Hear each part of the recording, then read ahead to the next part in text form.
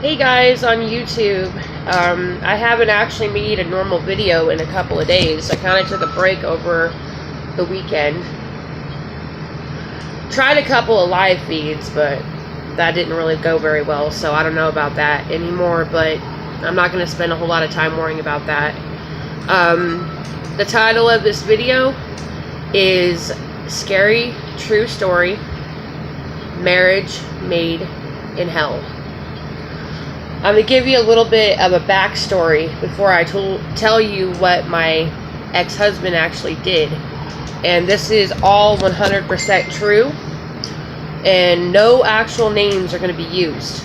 So, I ain't going to really say names at all. So, anyway, it kind of goes a little like this.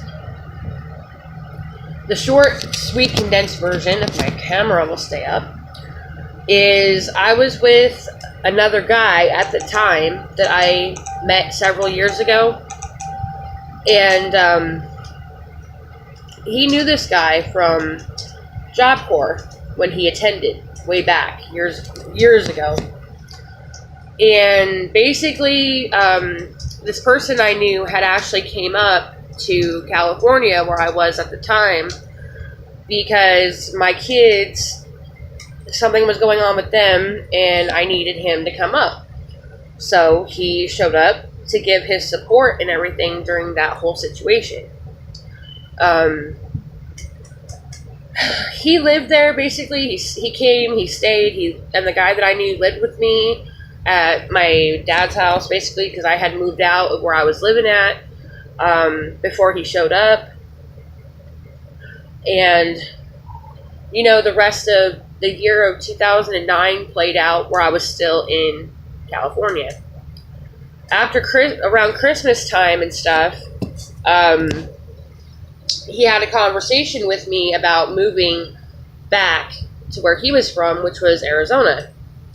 At first, I wasn't really that gung-ho about going to Arizona, but I was telling him that it was kind of hard for me to be where I was because of my kids and stuff, and he figured if I got out of the area, then I would be okay. And I'm sorry, this camera keeps messing up. Anyway,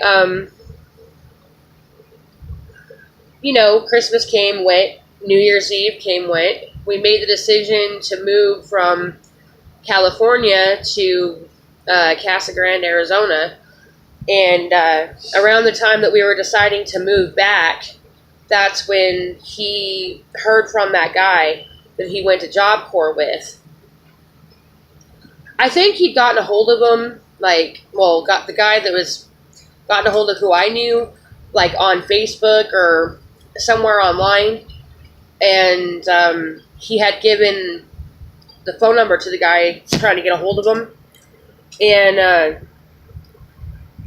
I remember one day, the first conversation I ever had with this guy, that was my ex-husband that I was married to, I had my first conversation with him when I was at the laundromat because we were getting ready to pack everything up and I was doing laundry to basically get it ready.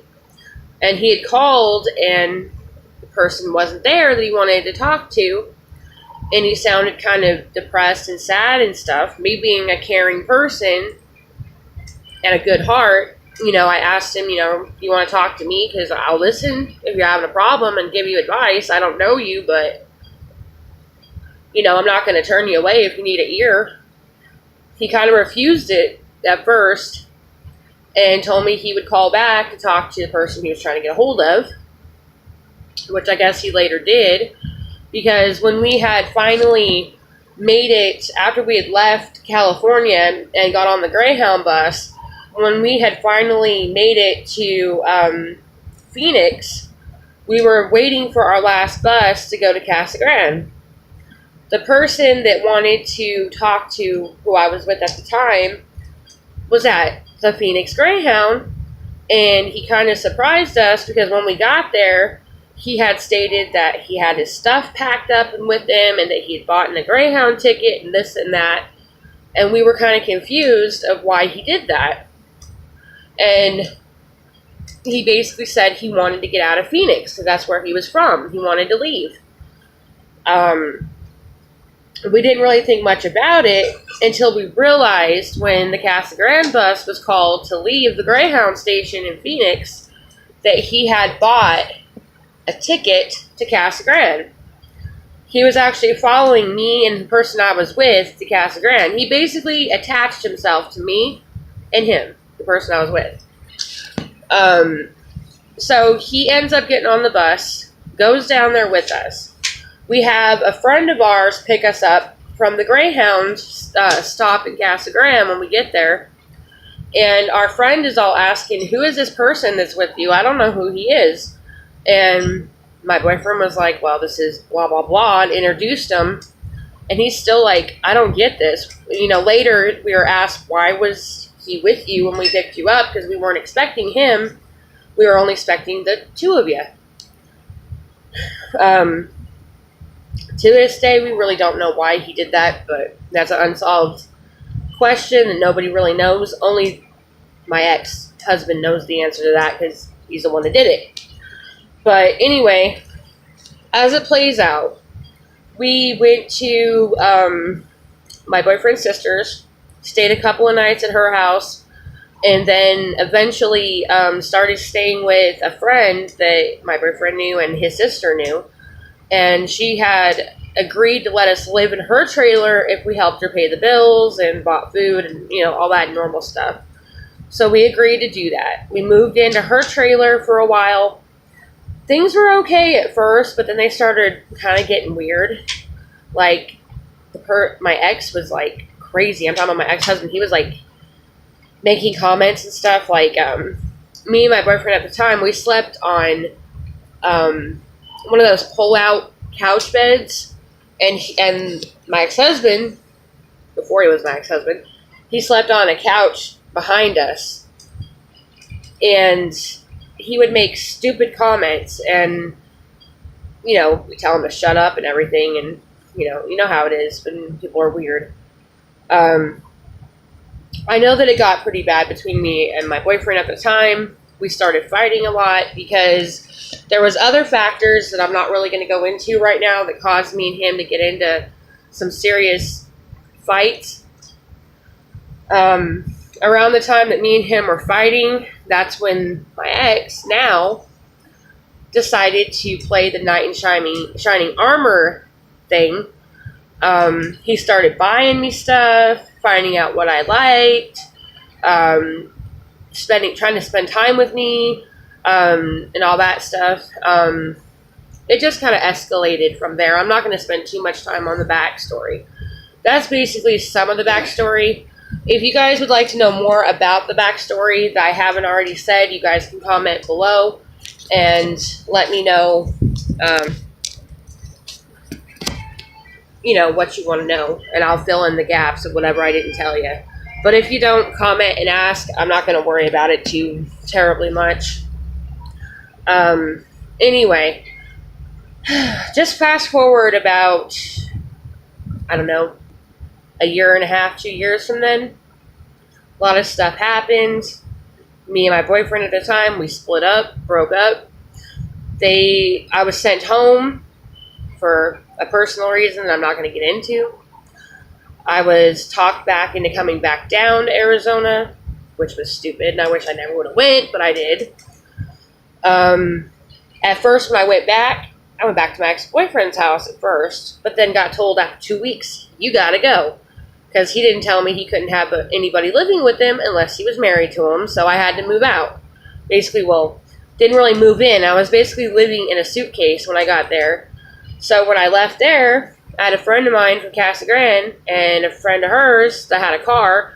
They drove up to Tucson, picked me up, drove me back down to Casa Grande. I was supposed to stay with her. That didn't pan out because she ended up kicking me out because I didn't come home one day because I went out with some friends in town and didn't go back. I stayed the night at a friend's house. She got pissed off and told me, you can't come back here. And basically took all my shit that I'd brought with me from California. She basically stole everything, my clothes and everything, gone. So basically I had nothing. Around that time, my ex-husband now enters the picture again. And, says, I want to be with you, blah, blah, blah. So guess what? We start dating. You can fast forward this another year or two. I would say around the year 2013. Let's say about August 2013. That's when I married him. Up until that point, he was actually really nice, really sweet guy. This is where it gets the scary part of marriage made in hell, so to speak. We get married. I move in with him because he got housing. And after that, everything went to shit. It deteriorated quickly. I was told, as far as like foods, don't buy this, this, and this. I'm not going to list off food. It really don't matter. But I'm just saying, he would name off things that he did not want me to buy. He would ban me from consuming certain things a certain way. Like drinking glasses of milk. That went out the window. Because he would complain. You're drinking all the milk. There ain't no milk for cereal. Don't drink it anymore. So that stopped. Me eating out when I had the money. That stopped. Because he told me, that's stupid. You're wasting your money. Stop going out to eat. So I stopped. For a little while. And I started up again. Another thing, that's weird and kind of scary is I did some research not too long ago because I've always been in pain a lot and I didn't know why. And a good friend of mine just recently got diagnosed with fibromyalgia. She found out she has it. And I didn't know a whole lot about it. So I looked it up and read, what possibly could be some of the signs of it. And what I found out scared the hell out of me because at the time that I was still with my husband, he had mistaken the signs of fibromyalgia because fibromyalgia is kind of weird. It's kind of like hypoglycemia, so to speak. It can mimic, to some degree, it can mimic diabetes because it can make your whole body out of whack because you're in pain. And that's what he thought I had. So no wonder I was so sick. No wonder my sugar was always dropping because it was the fibromyalgia plus my hypoglycemia kind of playing a dual role. I didn't know that could happen to somebody, but it can. If you have both things, it can cause havoc for your body.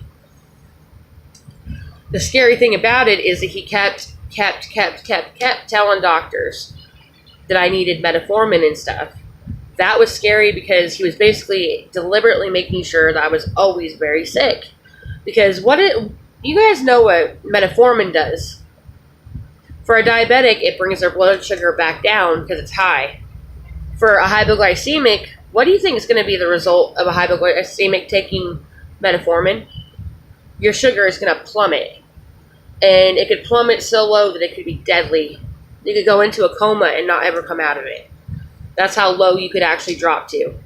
And with the restricted diet that he had me on, I wasn't even eating enough.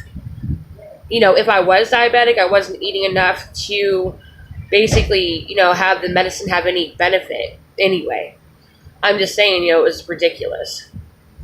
There was also the control factors that were in it, not besides what I ate, but, how I got my clothing, how often my clothes were washed, what kind of hygiene products I bought. I wasn't allowed to get, good stuff. I had to buy all this crappy dollar stuff, which does nothing for my skin. It makes it, dried out and itchy and stuff. Who wants to live like that? Controlling who I talked to, what I did, if I went anywhere. Excuse me. Also controlled if the bills got paid or not. Deciding what bill he would pay and what bill he wouldn't pay. It's ridiculous.